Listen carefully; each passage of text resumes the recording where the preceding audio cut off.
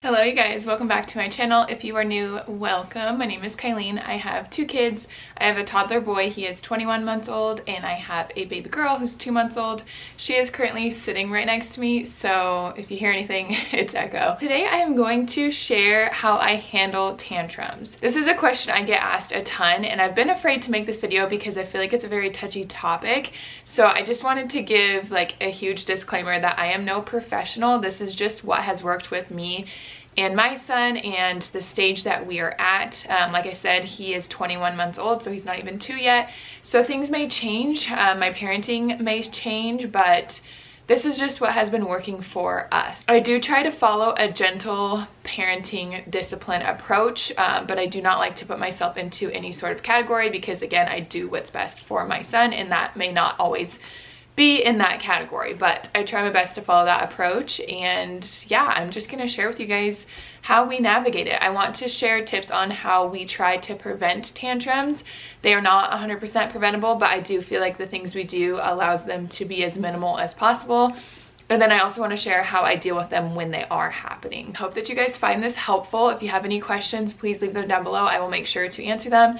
And if you have any other advice or tips that work for you that I may have not addressed, please leave them down below. Let this be a hub for all mamas who are trying to figure out how to navigate the emotions of a little kid. I also wanted to say, if none of this works for you, that's totally fine. Every kid is different. Just take what you need from this video and leave what you don't, and we'll go from there. So let's hope Echo lets me film this video, and let's just jump right into it. We are gonna start with preventing tantrums. And like I said before, you can't always prevent them, but I have found that doing a lot of these things help me avoid or limit the amount of tantrums that Rocky has. And so I try my best to implement them when I see his emotions kind of getting heightened. First thing that I try to have Rocky do is to say bye to things. He kind of gets attached to certain things. For an example, Rocky is super into trash trucks right now, and he is obsessed with them. And the first time that he saw one in real life, he freaked out when it left. Like, he could not even process anything that just happened, and he was beside himself. So I quickly realized that we needed to figure out how to handle that because he's gonna see another trash truck in his life. So I had him say bye to the trash truck. As it was driving away, I had him wave and say, "Bye, trash truck," so that way he kind of got to see that his time with that trash truck was ending. Now, the first few times that I did this, it was mainly me saying bye to whatever it was, say the trash truck for this example. But slowly over time, I've gotten him to say it with me, and now when he sees a trash truck and he sees it is leaving, he will literally say bye, trash truck. And he does this to so many things now too. Like, if he sees anything that he likes as we're driving around, he'll be like, "Bye, fire truck," or "Bye, Wawa," or whatever, and like he'll say it to me and Nathaniel as we are leaving. It has just really helped him kind of transition and understand that something is going to be leaving, or he is not going to be able to have something anymore, and it has allowed him to kind of just like process the emotion of something being gone. The next kind of tip that I try to follow goes hand in hand with that first one because it also helps with transitioning in between things. And this is giving Rocky warnings of how much time is left for something. So say, for an example, we are playing in his playroom and it's time to go eat breakfast. I will give him a warning and say, we have about 5 more minutes and then we're gonna go eat. And then I'll give him a 2-minute warning, and then when it's time to eat, I'll be like, okay, time is up, we're gonna go eat now. We do this for like leaving the splash pad. I found that that has helped quite a bit when he's doing a fun activity, not to throw a fit as much as he's leaving. Even though it's really sad that he wants to still play with something, it allows him to understand like, okay, I had my time and we're done. And as we're walking away, he'll be like, "Bye, Wawa." So it's really worked well. He doesn't really throw many fits when he leaves places. It has to be like, one, I didn't really catch the transition and I didn't do these things, or two, he like really was having a good time and it was just kind of inevitable that he was gonna have a hard time leaving. I tried to think of this as something that I would have a hard time with. If I'm having a really good time and all of a sudden like that I have to be gone, I think I would be upset too. So I try and put myself in his like position with his emotions, and I have just found that this warning helps so much. I do hear that a timer helps a lot. My friend just bought one, and so I need to ask her for the link and buy it as well, because then it's like a physical thing that actually counts down the time and really gives them a good concept of time, but also it will ring when the time is up, and it just kind of is like a trigger or a signal that he is done with something. So I'm gonna be adding that to our playroom. I know Milena Ciciotti has done that too, and I've been meaning to buy one since I saw her playroom tour, but my kids were just too young at that point. So I'm excited to try out that tip. If you guys do it, let me know, because I think it'll be game changing. Another thing I like to do is give him options, and this is a huge thing that goes hand in hand with the gentle discipline, gentle parenting approach, and it kind of just allows the kid to have autonomy and allows them to have freedom to choose what they want to do. So let's take the playroom example, him needing to go downstairs and eat breakfast. Once that timer is up, you can be like, all right, Rocky, time is up. We are going to go downstairs and eat breakfast. Would you like to walk downstairs, or do you want me to carry you? And that way that gives him kind of an option, something to choose, instead of just being like, no, I don't want to do that, and getting upset. I feel like that helps a ton with like transitioning into different things. Like if we were leaving the splash pad, I could say the same thing, like, do you want to walk to the car, or do you want me to pick you up or carry you, or do you want to sit in a stroller? I just feel like that's such a simple thing that can kind of allow them to feel like they have a choice and a say in what they're doing, and again, kind of help them process like the fact that maybe they're not feeling like they do have a lot of autonomy, and I can understand how frustrating that would be. That kind of just helps address that emotion, which hopefully will prevent a tantrum. Okay, the next thing I have been doing since Rocky was little, and I want to preface, this does not help if the kid is in a tantrum, but it is to take a deep breath. I actually saw my friend from high school do this with her daughter, and anytime that she was getting upset, she would take a deep breath, and the girl like never threw a fit. It was, to me at that time, I was like, whoa, how did you learn to do that? Like, it was crazy to me. And so that was something I knew I wanted to implement with my kids. And so I've been doing it with Rocky for a long time. And now, even if he is starting to cry but not necessarily throwing a fit, I can get him to take a deep breath, and it will help a ton. But I do recommend doing this before the tantrum starts, in hopes of preventing it. Because if you can think of like you being mad and someone telling you to calm down while you're already like mad, throwing a fit, it only makes you more mad. I've done this to Nathaniel, and he's like, dude, that doesn't help.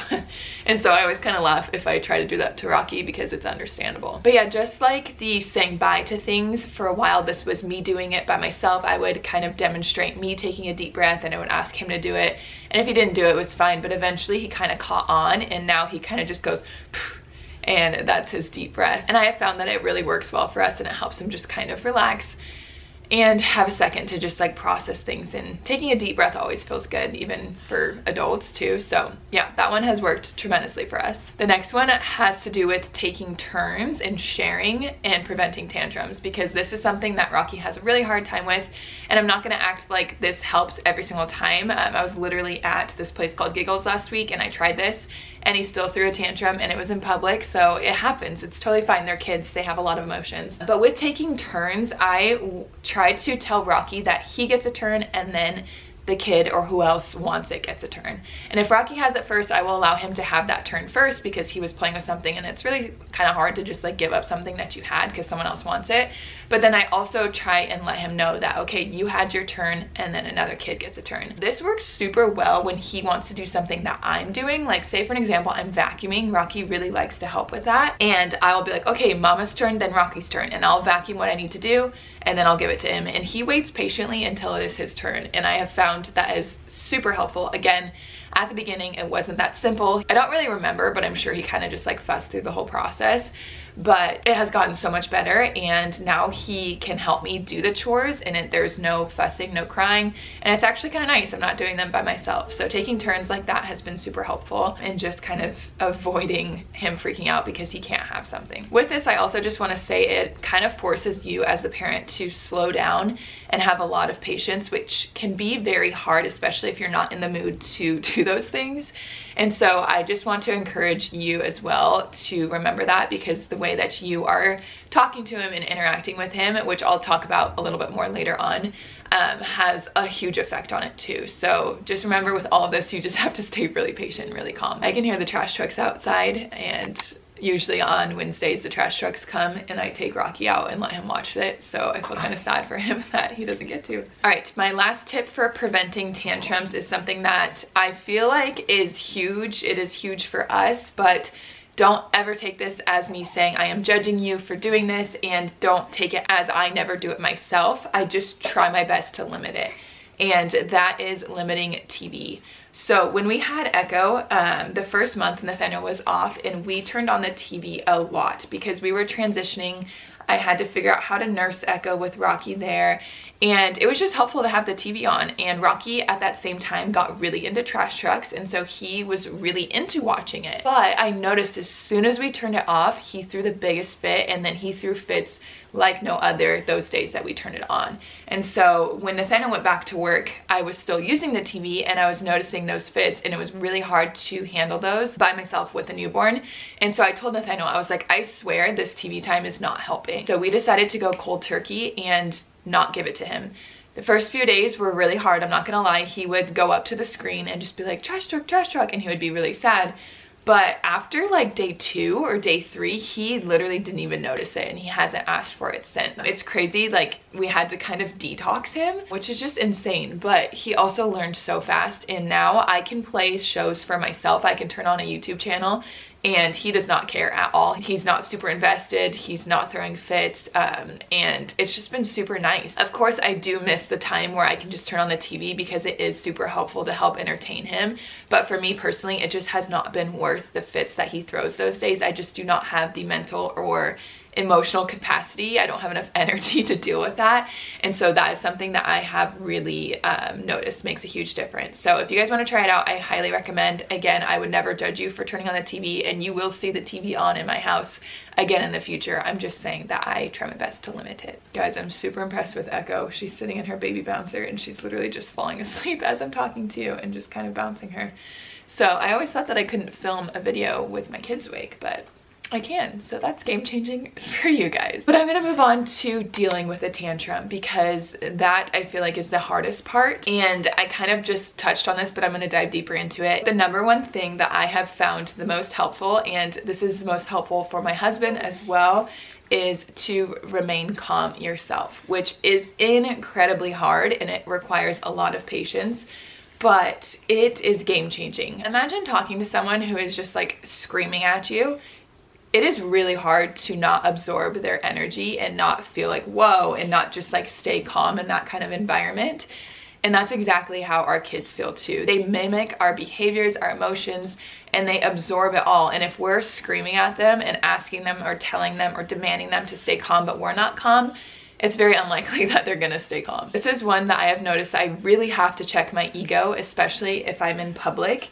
You really just can't worry about what everyone else is thinking, and you can't make it about yourself. Your kid is not purposely attacking you or trying to make you mad for any reason. It's not about you at all. It's about the kid and their emotions. So checking your ego is huge. And like I said, it's even harder in public because you've got eyes on you, but I will give some tips for how to handle that. But if you take anything away from this video, let it be remaining calm yourself while your kid is having a tantrum is the most beneficial thing you can do to kind of just help limit or avoid or lessen tantrums. And then I also wanted to touch on one more thing since we're talking about like us as parents, and it is controlling the way that we react to things. And so I wanted to explain this because Rocky was having a lot of fits and he was hitting Echo a lot at the beginning because he probably was just having a hard time adjusting, and we gave her a lot of attention. And whenever he would, I would like freak out. I'd be like, oh my God, Rocky, don't do that. Like, that's so mean. Like, you hurt sis, like all these crazy things. And of course that just amplified his emotions. And so I've noticed that when I don't really give him a huge reaction, of course I need to keep Echo safe, but when I do it in a calm environment and just kind of say, Rocky, like, we don't hit sis, I'm gonna move her away so that she stays safe. He at first was just like, oh, okay. And I seriously can't remember the last time Rocky hit Echo. It is crazy how much this tip has helped us alone. And it really has just made my life a lot easier with having 2 under 2, because I don't have to worry as much that he is going to hurt her. And he just knows that he needs to stay calm and gentle around his sister. Let's jump into dealing with the tantrum. So once you've checked your ego and you are calm yourself, the next tip I highly recommend is to squat down and get down on your kid's level. Talking down to them, it feels like a huge like power struggle. I can imagine if you are looking up at someone and they are telling you what you did wrong or disciplining you or whatever, it feels a lot more pressure. It feels a lot more harsh when someone is looking down at you. So get down on their level, because I feel like this just really allows you to like empathize with them. If I am in public, I will do this, but I will also take it a step further and I will remove ourselves from the room. So if we're in a living room at someone's house, I will kind of walk back into the hall. I personally don't want the extra eyes on me as I am disciplining my children, which means I could also understand how my kid doesn't want the extra eyes of someone watching him being disciplined. So this kind of just takes all the other people out of the room and allows me to just kind of address the emotion calmly and not feeling like I have to do it a certain way because I have eyes on me, and it just really, again, makes it easier for Rocky too. Now this part is kind of the hard part because it really depends on your kid and how they react to all of this. But if they're still just like screaming, throwing a huge fit, even as you have removed them and tried to calmly talk to them at their level, then I just let Rocky kind of like have a second. I let him feel those emotions. I try not to fix it. I've noticed when I try to give him a bunch of solutions, he just gets even more mad. And so I will sit next to him calmly. I will let him know I am there for him. And that it's okay to be sad, upset, all these different things, but I just give him a second to calm down himself. It's really hard to rationalize with someone who is screaming. They're not listening to you. All they want is the thing they're screaming about. And so really you can't get across the whole discipline part, at least in my opinion or my experience, until the child is calm. So when he is calm, that's when I will try and correct the behavior. I always tell him that it is okay to feel the emotion he is feeling. I want to acknowledge his emotions, especially as a boy. I feel like we're in a society where boys are told not to feel, and so I really want him to feel out his emotions. I would do the same with Echo, and I will, even though she's a girl. But I try to first address that. So say he's throwing a fit and he's kicking and screaming. I will tell him it's okay to feel sad, but it's not okay to hit and kick. And then I just try to give him a reasonable solution. I kind of move on from the fact that he's hitting and kicking. I just kind of leave it as like, that's not okay to do. And then I'll address like whatever made him sad. So say he didn't want to share, like I'll just tell him like, I know it's hard to share, but sometimes we have to. It's hard to just like think of an example on the spot with that. But I will definitely try to figure out a solution so that way next time I can use that as something to explain to him again. I feel like consistency and being repetitive with kids is super helpful, and to just kind of keep the explanation short because they are only 1, 2, 3 years old. Yeah, I try and just kind of reason with him and let him know that he is heard, but kind of just, I guess, just give a boundary of a way that is appropriate to behave.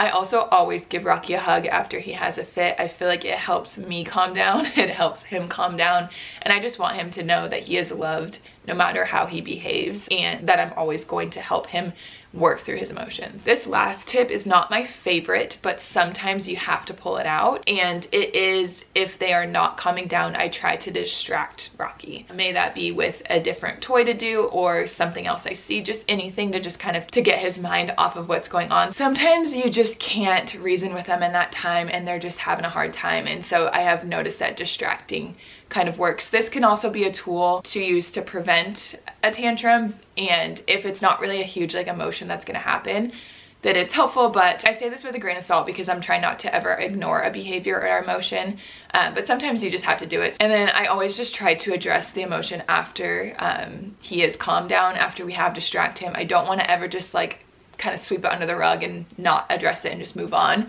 And so I'll kind of just follow those same tactics if that is the way that we have to get him to stop throwing a fit. But yeah, those are all of my tips. I am really hoping that that was helpful for you. I hope that you guys take it all with a grain of salt. I also wanted to leave an account that I like to follow. It's Big Little Feelings. I'm sure you guys have heard of it on Instagram, but I saw a quote that I wanted to read to you guys really quick. When we hold firm boundaries and empathize with our child's feelings, we teach them that certain behaviors are not allowed, and we love them even when they make mistakes. Like, that is exactly what I want to do when I'm disciplining my child. I want him to know he's loved, but I also want to give him boundaries and teach him how to be kind and respectful and loving and all those things. So that is kind of just my goal when I deal with tantrums. Like I said, take away what works for you and your family and leave what doesn't. And if you guys have any other tips that have helped you and your kids, say you have a kid older than me and you've been doing this a lot longer, please leave your advice down below, because like I said, I can only parent on the years that I have parented, and I'm sure I'm missing a lot of factors, but this is what has worked for me with a 21-month-old son. So yeah, I hope that you guys enjoyed, and I'll see you guys in the next one. Bye guys.